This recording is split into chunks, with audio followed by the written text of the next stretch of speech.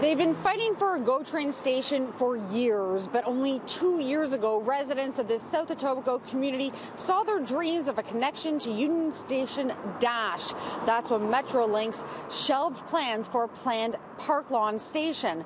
Well, now Park Lawn is back on the table, and while the idea is being celebrated by residents and developers, some are saying this is nothing more than pre-election pork barreling. Ontario's $23.1 billion GO expansion program has been reduced to little more than a Liberal re-election scheme. We already had evidence that the former Minister of Transportation intervened after Metrolinx rejected a proposed new station in his riding. Yesterday, we found out that another rejected station, this time in the riding of the Minister of Housing, is suddenly back on the table. Not so, says Metrolinx about its about-face. Back in 2016, we did look at that location.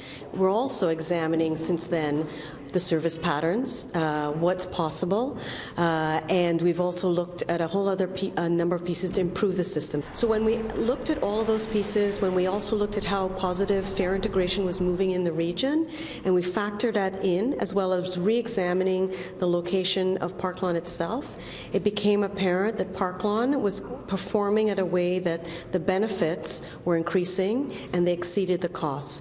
But 2 years ago, that wasn't the case, and one of the main reasons for the rejection was Park Lawn's proximity to Mimico, only 1.4 kilometers away. It's also one of the least busy stations on the Lakeshore line, accounting for only 5% of all passengers. But Jim Reiki of the Humber Bay Shores Condo Association says Park Lawn will boost those ridership numbers significantly.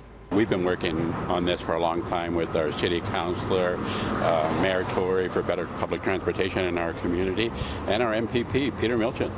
And if we can get this in our community, it's going to alleviate a lot of traffic congestion, and it's going to be better for people to live here. You know, we have approximately 25,000 people right now, and when we get built out with the rest of these condos, we're going to be up around 33,000 people.